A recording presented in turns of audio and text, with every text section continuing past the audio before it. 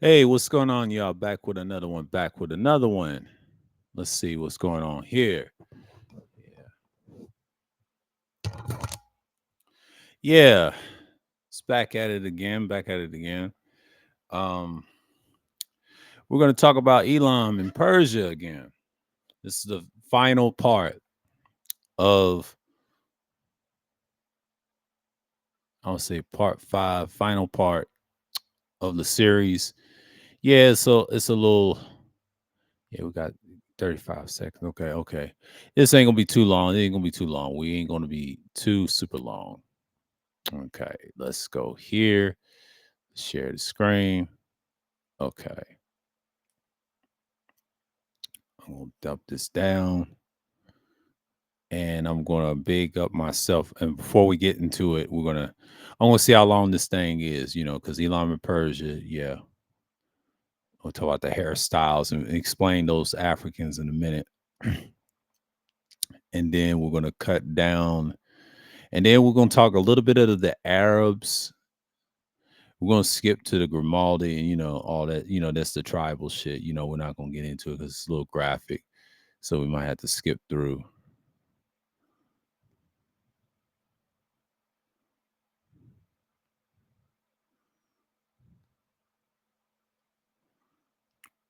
the Grimaldi man and all that. We're gonna skip through that. So when we talk about the Arabs, I'm gonna stop it and I'm gonna scroll down. I'm gonna show you the Arabs. We're gonna talk about them, but we're going to skip through. I'm just gonna see how long this is. The Arab conquest, Zoroastrianism. We're gonna talk about that as well. And the people Arab ruled in Persia. We'll start there. We're gonna start with the history of it and the Arabia and all this stuff. We're gonna get into it. It's a long read. We're gonna skip some of the reading. We ain't gonna have a whole lot to cover. It's long ones and all this, and we're gonna skip the racial mulatto part. That's what you see today, and they explain that. We know about that, the Muslim, but we're gonna get to the part where the camels are, and then we're gonna skim. I know what to do now, so I know what to do. The Elam, the end of Elam, right?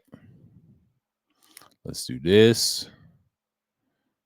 And let's do that. Okay, the end of Elam in Persia. Now, the ruins of the Great Stairway, Apadana, the Persil, I would say the Persepolis, yeah, Persepolis, and that's the culture of those people, what the people would look like. The darker skinned people back then, Semitic people, that what they were, but they don't exist anymore. Click here for pictures of black and white mulatto peoples of the ancient Persia depicted as Steros Apadina. Okay, now, and that's the Apadinas and all that. So you see all this. Yeah. That's that. That's a whole nother. I'm gonna put this in the capitalist folder. We'll talk about that in another. I will use that may be a stream or two I'll talk about, or a future stream when I talk about historical stuff, and I'm not gonna mention a whole lot. It's just gonna be pieces. That could be a live stream to discuss that. So let me get quick. Hold on. Let me hold on for a minute.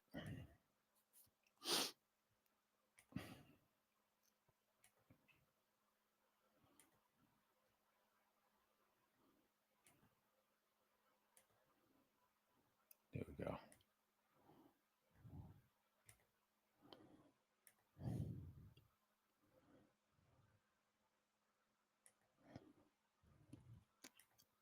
Okay. Let's go down here. Okay, the wars with Rome continued about 560 CE, but the new people of the Gok Turks of Central Asia, has emerged as a nation in the east of Khosrow. Khosrow the First was known. The king of Persia has negotiated with the alliances and the Turkish leader. The Turkish leader called Senjibu, called like Senjibu or something like that. Jaibu or something like that, Sinjaibu. With this alliance, Khosrow the First was able to inflict the decisive defeat of the troublesome um, Hapalites and below after the event of the common frontier between the Turks and the Sasanian Empire was established in the area of Afghanistan, what they call Afghanistan today. The agreement was not good on. However, sometimes the Turks acted as allies to Rome against the Persia in the following 572 to 579 CE. But Khosrow the First said to have taken the Hapatolite, and Turkish princesses as wives. Hapatolites, also known as Ephalites, yeah, Ephalites, and member of the people, or is it Hephatalites? Yeah, I said it wrong. Probably Hephatalites, also the Ephalites, the member of the people, important in the history of the India, and Persia during the 5th and 6th century CE. According to Chinese chronicles, they were originally a tribe living in the north of the Great Wall, and were known as the Hoa and Hoatun elsewhere, but they were called the White Huns or Hunas. But they had no cities or the systems of the writing, living in the felt, and practiced a polyandry, practice polyandry. A woman married two or more than one man. That's polyandry. Yeah, see, polyandry started from them. Y'all know that, right? In the 5th and 6th centuries, Hephthalites repeated invade Persia, but in the India and middle of the 6th century, under attacks of Turks and Seas, but they exist of a separate people and were probably absorbed in the surrounding population, nothing to a known their language. Yeah, polyandry exists in those cultures too that practice and polygamy. What they were ignorant call polygamy is multiple wives. Technically, it's no such thing as polyandry, but that's what they would call it, described back then. So yeah, that's the type of marriage. That's what they call it, polyandry. See, these terms is modern. The rock relief of the Rostam depicting the Sasanian king of Brahman II. Okay, the Beja people of Northeast Africa still utilize the ancient hairstyles, and that's a tribal people. They would say this the ancient hairstyles, and they do. That's the people that this guy was saying. Shouts to this realhistory.com for the information, the source of the pictures.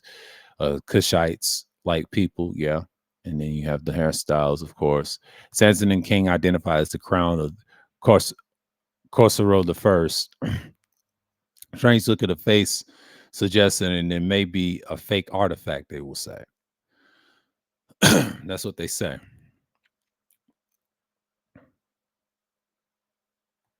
Okay.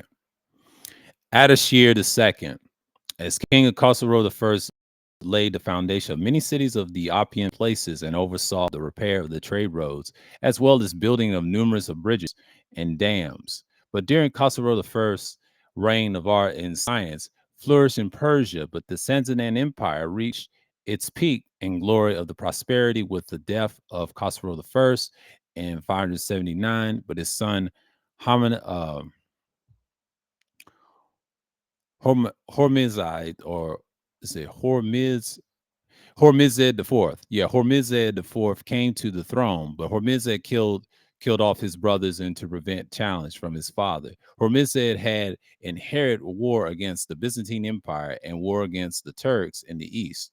Negotiations of peace had just begun with the Roman Emperor Tiberius II, but Hormizd the Fourth declined to cede anything conquest made by his father. But so, despite the repeat negotiations, he failed to reestablish peace between the Byzantium and Persia. Fighting the fighting occurred in intermediately. Yeah, the fighting occurred in his reign.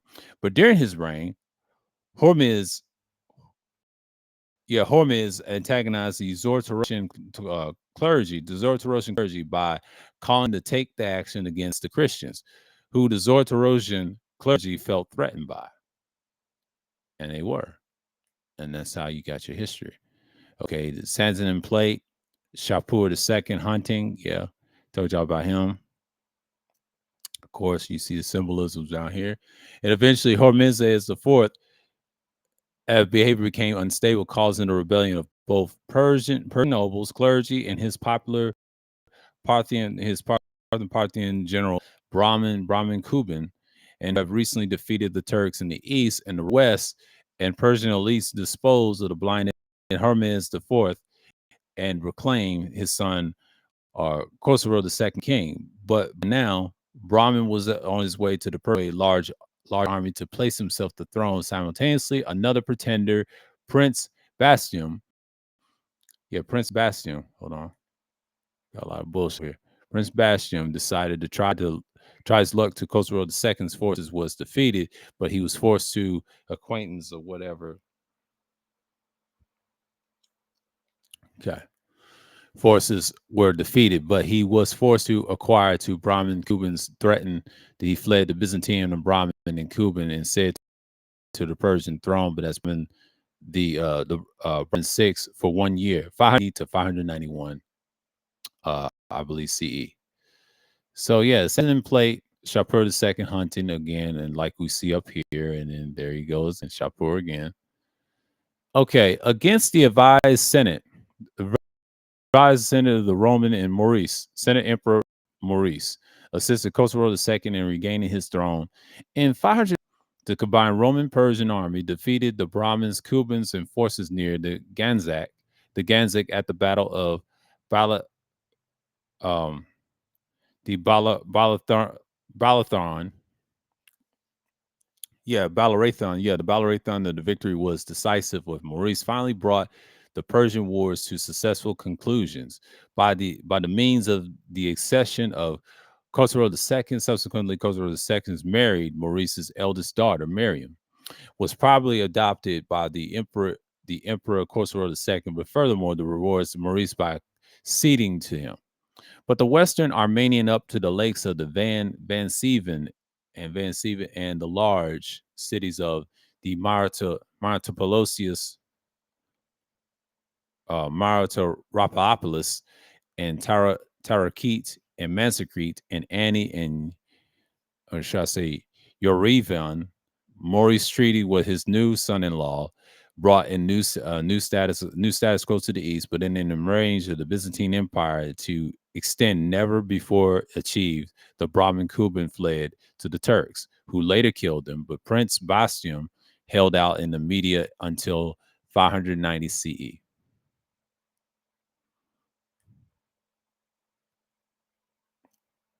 Coin of Khosrow II Parvis, that's him right there. And this the Sasanian Persians, the Europeans began their habit of depicting and all that. That's what they're saying of him, right? We're gonna skip that. That's their depiction of him, and they got the actual coin. It's coin the Roman Emperor Maurice. So it's a little, little things going on. In 662, they say AD. In 602 AD or CE, Roman army mutiny under the officer named Foscus, but entered the Constantinople in November, where he was crowned emperor, and his troops captured Maurice and his family. Maurice and his 6 sons and his brothers were the heads of the females were spared. But the assassination of his father-in-law, Roman Emperor Maurice, impelled Khosrow II's to the war against the Byzantium, in the course of which was his armies penetrated as far as a Chalcedon opposite of the Constantinople, Constantinople or Constantinople.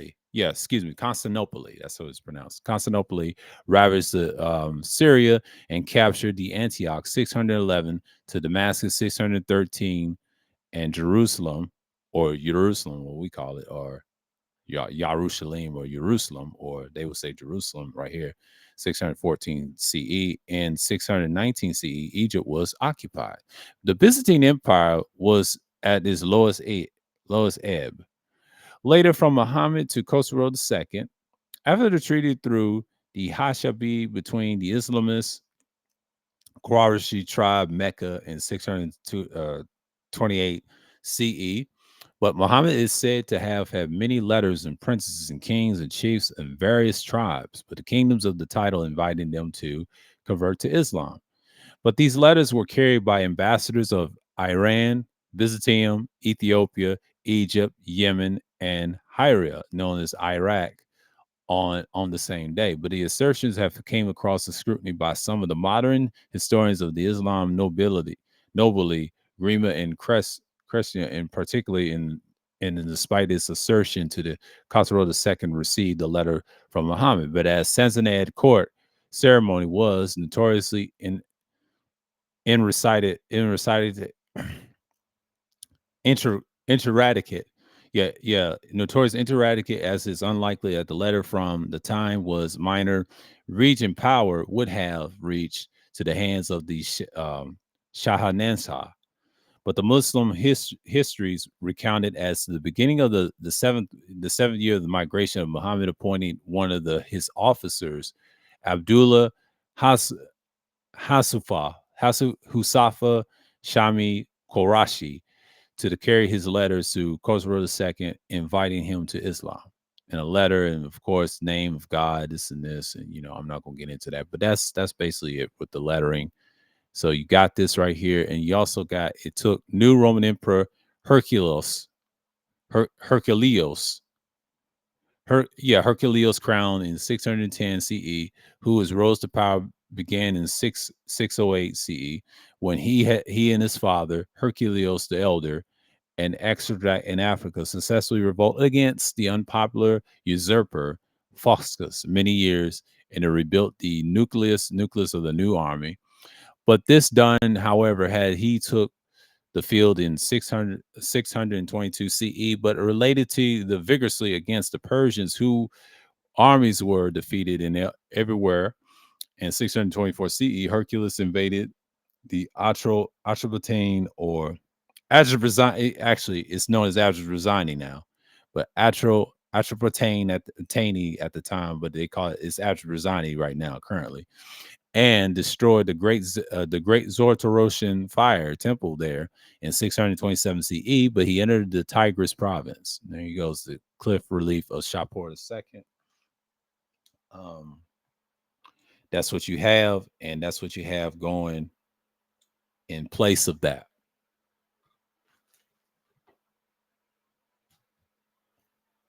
So it's a lot right here. And of course, the remaining Roman enemy or right here. So how much time we got? Okay, 17 minutes in. Good, good, good, good, good, good, good. 17 minutes in. We ain't gonna read a whole lot. This is the final part. But the weakening of Khosrow II and the attempt to the resistance of the revolutions, the foul in which the defeat and slain by his own um, Kavada II in 628 CE. But when Kosovo himself died a few months later, in anarchy result in Mesopotamia, but was hit not only by the fighting, but also severe flooding of the Tigris and Euphrates rivers, but a result in a widespread plague. Add to that swift secession, Sassanid the rulers, but who were frequently deposed by the combination of the nobles. But Zoroastrian clergy, Ashir III, from 628 to 630 CE, Percival's II, year 629 CE, Shashabaraz, year 630 CE, Boran and others from 630 to 631 BCE, Hormuz the sixth or the fifth from 631 to 632 CE, resulting of the devastation of the chaos. So they got the chaos right here, right?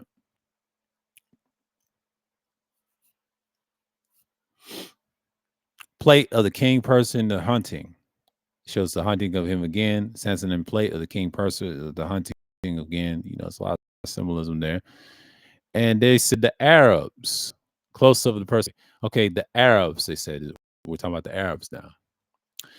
At 570 CE, Hammurabites of Yemen, who have been subdued by the Ethiopians in Axum, applied to the Khosrow I for help. Emperor Khosrow sent a fleet with a small army commanded by Yariz, who was Masgreek and Ethiopia ruler of Yemen. But in battle of the in battle and killed him, Yarin and Muhammad and Yarin Tarabi, I would say 838 to 923 CE. But the Persian historian theologian reports that the main reason behind the victory of Varus over the Aximus was use of the probably a catapult. They call it a plungin, but it's a catapult, they would say, and a piece of the military technology, which as people were unfamiliar with at the time. This is when catapults were in play in this era, and then later on, it became a standard in the dark dark ages, and then after that, that's turned into cannons now in the shall I say the 20th century to now. Catapult weapons were basic back then. That all ended somewhere around the 18th century into now. We got like cannons, and then you got these bomb cannons, and what you got in the 21st century. That's going to be standard forever, change forever. That's when humanity got so explosive at this time. So, catapults and buildings and stuff like that. Unfamiliar. Vares have took up the residence of the Persian governor of Yemen, which became a vassal state of the Sassanids until the arrival of Islam. Islam took that over. See, it was pretty dark lands, and that religion became fast growing. Modern black man Persian type. That's Samuel Jackson. He's playing in a movie. They don't, that's the idea. This is the idea what the people would look like. Not these are not the ideal people. This is ideal what their hairstyles would look like. They were going by the hairstyle. That's why they guys for Shasta's brother right here. And then talk about the Vazin and artifacts of the Arabs. We're gonna stop it right here. Let me get to the screen and explain myself once again. Maximize again. So basically, we're in the threshold part, right? So we're going to talk about the Arabs in a minute. We're going to skip past to the Grimaldi, and we're going to get into the camels, the native people of the Saharan desert. And, going to talk about this, the findings.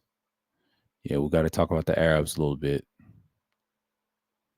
We're going to stop where the camels are. Okay, we're going to be just a second right here. All right. Okay, this is the people. They said the native people of the Sahara Desert. Black people did not need to be not to be covered the head to toe, but the desert is a protection of the sun. But Turks and other whites, natives in Sahara, Arabian deserts, no doubt adopted the robes of the Turks. Yeah, adopted the robes of the Turks. There's some truth to that. And also, as is not offered in their rulers. There's some truth to that. Every culture is different. The Ottoman Turk Empire gave them the turbans and the clothing because they can't handle the sun. That's why you got it. And then you got some that don't care. They have the actual head covering. Today, some Bani Khalid and located the farmers almond throughout somewhat crossbreed. Yeah, crossbreed with Turks. Yeah, they're crossbreed with Turks. You see the little Ebon Turk in them. Yeah, it's a crossbreed. There's some truth to that. They intermingle with each other. And you get these people today. That's why you get all these people today. And crossbreeded with Turks, they have not totally adopted Turkish dress. They have not adopted Turkish dress. That's right. Turks wear fezzes and all types of stuff. So what you're seeing right here in this picture, shots of little boy right here, he's telling you that's what the Arabs, that's mixed race or whatever you want to call it, they're Ottoman Turks. So mix of Ottoman Turks, but these are actual. But if they're in the desert, yeah, they all dress like this. This is a modern average Muslim, I would say, like Palestinian, you name it. But that's a whole nother story on that. These are the truest and purest Arabs in the world. That's what they say. That's the closest you can get. The Arabs are a little darker. They will look like this people I just mentioned, mixed with a little bit of Ottoman Turk, but that's close. And most of them are darker, a little light skinned, you name it. Arabs are like that. So you know how that goes. And haplogroups, I'm not going to get into that. That's science and all that, race and all that. We ain't coming in for that. So we have been told that Iran, the average person has no clue that their ethnicity or ethnic history is not taught to discuss. Therefore, the real black persons think themselves are just regular Iranian people instead of the indigenous people of the land. But that's also throughout the so-called Arab lands, artificials or the Egyptians and all that. Yeah, we already know about that's the racial. They was taught all this stuff, and we know what we're talking about. Then you got the Arab slave traders of history. We give you the only slave trader, Arab slave traders of history. That's what they say, right? And that's what they were at the time. The British colonial Islamic slave traders of Zanzibar, or the far right Muhammad and Mohammed by Jama and Raja and bin Mohammed and Said Morahabi, but more commonly known as Tifu Tip, was the most notorious Islamic slave trader. Aga Maccabee died in 1905. 1905. That's 20th century, by the way. 20th century CE. Oh yeah. And they show the albinos. Yeah, I'm gonna skip all the racial. Black people do not need to be covered with head to toe desert protection from the sun. But Turks, like you got today, these are Ottoman Turk, like Muslims, and the Turk mulattoes and other whites do. If not for the robes they call twabs, the African and Arabian sun would kill them. There's some truth to that. Sun rays, some truth to that. For centuries before Arab Lacomen had been Sassanid Persian vassals, the Arab Ghassanid and were vassals of the Byzantine Empire. They acted as frontier guards, the two empires against the fellow Arabs and whites. The Meccan and Mendes Arabs, or Arabia, has established commercial connections with both Byzantines and Sassanid empires.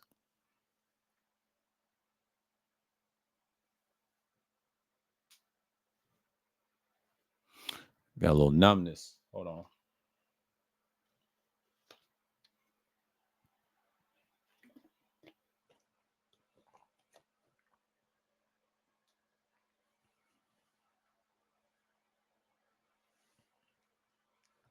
Get my feeling back.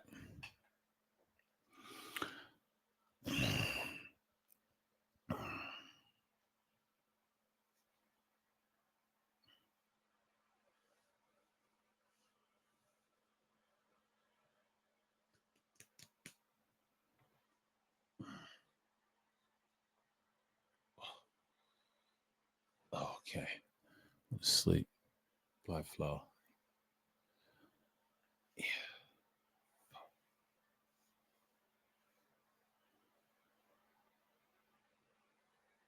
It's numbness. Okay. Lacomans were a group of Arab Christians who lived in the southern Iraq and made Al Hira their capital in 266 CE, but the Al Hira ruins are located 3 kilometers south of Kufa on the west bank of the Euphrates. But the Lacoman kingdoms was founded by the Lacoman tribe that immigrated of Yemen in the second century.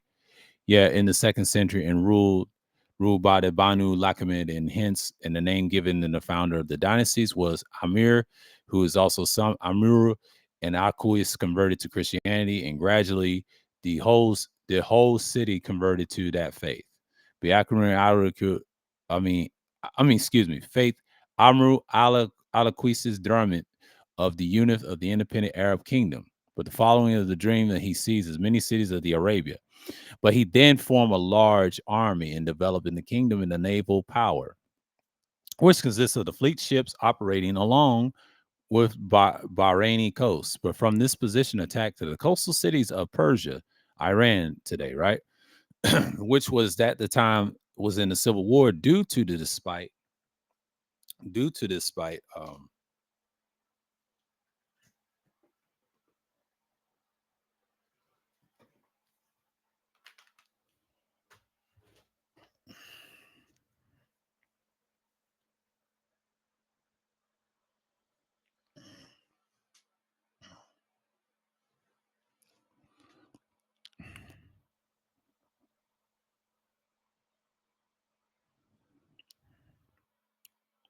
I missed my part. Hold on.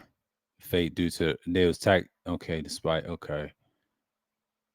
So, well, due to the spite as to the accession of the raiding the birthplace of the Sasanian kings, but the province of Pars or Fars, excuse me, it's pronounced province of Fars right here. Okay. So back at it. Apologize for that.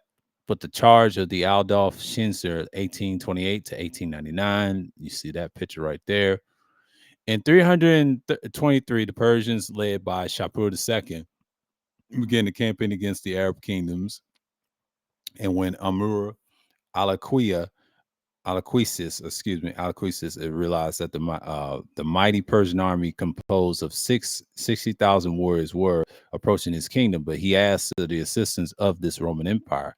The Constantinus II prominently assist him, but was unable to provide the help what it was needed. But the Persians advanced towards Ahira Ahira in a series of vicious battles took over the place of Ahira, and Shapur II crushed the Lachaman army and captured Ahira, and he ordered the extermination of its population in retaliation of their raids on Parsis. But in this, young Shapur acted much more violently, and thus was normal at this time the order to demonstrate to both Arab kingdoms and Persian nobility his power and authority. The Ghassanids, right? Ghassanids, right? The Ghassanids were a group of the South Arabian Christian tribes that immigrated in the early 3rd century from Yemen to Harian, Harian in southern Syria and Jordan, which you call Jordan today. They call that Jordan today, but it used to be known as Mount Petra or Edom in the scriptures, right? But it's known as Jordan today. So the Holy Land where they were intermarried with the Hellenized Roman Hellenized Roman settlers in the Greek speaking early Christian communities. Modern Syrians are mixed with these people. Three peoples mixed with these three peoples, and there's some truth to that. That's the modern Syrians today. The original Assyrians were darker skinned Semitic people, but they, like he just said, they're a mix of these groups now. This is the modern day Syrian. That's the modern day we got today. So the pursuit of that, and they show pictures, and you see this all the time. Yes, in the Paris Empire, their Arabs vassal and their army arrived together. The Turks, Greeks, and Romans, who now disenfranchised because of the Greece and Rome and fall of the Middle East, launched a raids in Sasanian territory in 633 CE. And then they say, seeing the success of the raids, called Abu Bakr, Abu Bakr decided a full-scale invasion of Iraq in November of the year of the Iraq was an Arab victory of al-Qadashiyah in Iraq in 637 CE, but has divertly sacked in the Sasanian winter capital and the Cesfion on Tigris. But after the withdrawal of the Cesfion and Persian and armies and gathered the Jalalullah and northeast of Cesfion, and these were defeated in the Arabs and under command and in Persian in these places. Okay, so this is a long read. So they talk about the defeat of this stuff. We talked about it, but we ain't gonna read all this. We're just gonna skim through and yeah, it's basically what happens. So these people, like, they show you the wars and we talk about all this stuff and above. So it's a lot of history. We're gonna skim through because I'm doing it for time constraints. Okay, it's 33. Oh, yeah, it's past that. Okay, we got things to worry about. Okay. Yeah, I told you this is going to be a little long one. We're going to skim through it. The Sasanian king list, you see the kings and all this stuff. So time constraints is like, we're going to see right now. So basically, we're going to get to it. It's a lot of read. It's a lot of read. They say you can do this in 2 parts. No, I'm doing this today. This is it. And I want to cover this. That's Arabia, what it looked like, Yemen, Amen, and all this modern what Arabia looks like today. But that's what the lands that we're in. Arabian Peninsula talks about that.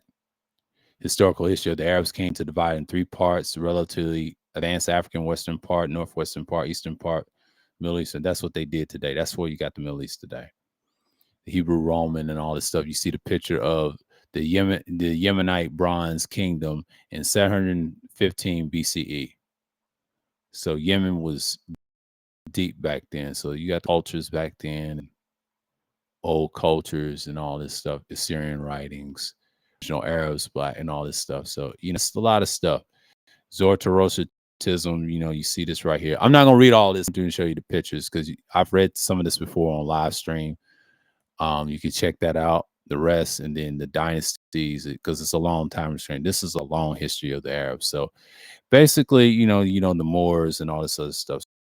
So we know what's what. So to no cancel. So to that's it on that. So that's it on that. And this is it with the fifth part of Persia. I didn't want to read all that because I got time constraints, because this is a part 5. Most of you could find that on my live streams on Dark History. Go find the Persian live stream, like Elam and stuff like that. You can find that the live stream version of this. I talk about all that. So I'm just talking about reference what new people coming into this channel. And basically I'm giving you an example of those people. It's a long read. I can do a whole live stream on all of that, back up what I'm saying, and or if I'm a guest on someone's little thing, which I'm probably not, but I'm just saying, and I'll provide that evidence. It's so much to read, so much to read, so much knowledge. You can look this for yourself. So basically, realhistoryww.com, I believe. And yes, shouts out to everyone. Shalom to the people of Israel, to the Gentiles. I hope y'all enjoy this. And this is a part 5, the final part. I don't know what I'm gonna do next. I'll surprise y'all next week with something. It ain't gonna be next week because it's the holidays. I don't celebrate it, but I'm just saying I'm gonna be off, and I'll come back next month with a recording. I might record that week, that Thanksgiving week, but I'm gonna push it to December. I'm gonna push it to next month. Not this month, but next month. You'll get an idea what I'm talking about. Because this whole month I'm taking a break. Next month, you're gonna catch it, and then I'll do a live stream, whatever. So, So with that, until next time, sign off, and I'm out.